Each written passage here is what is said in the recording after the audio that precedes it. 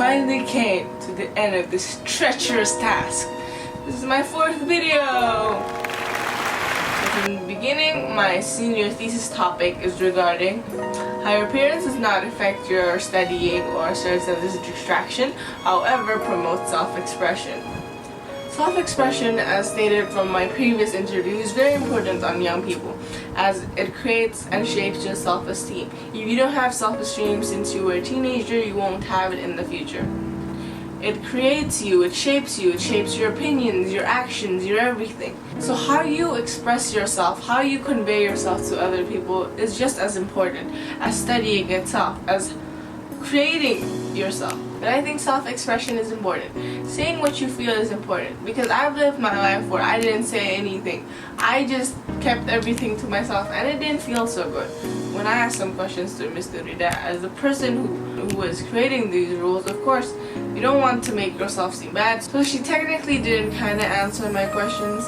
Who should create these rules, the students or the teachers? Of course, even though it wasn't a straight answer, I can sense that the institution should create it, not the students, as the students are just the people who's following the rules, and I think that's not right. Of course, I'm not saying that we should abolish the uniform completely. I understand what it's used for because of the state of this country. We're not yet a developed country. I think that studying, you should be comfortable with what you're wearing, what you're using. And I feel like if I'm forced to use white socks every day, that's the most uncomfortable thing I've ever experienced in my whole life. Dress code should be aligned to the norms, and currently the younger generation and the older generation have 2 different norms. Personally, my norms and my parents' norms are very different.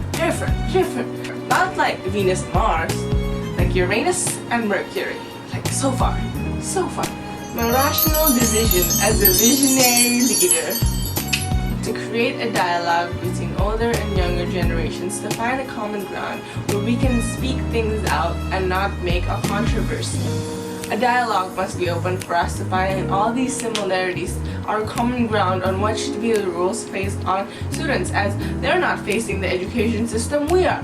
Maybe they can't see it now, but maybe they'll understand in the future when we have explained and when we are treated same as adults instead of just people rambling. I keep saying this, but this is a very serious point. If you don't treat me like an adult, then nothing will ever change.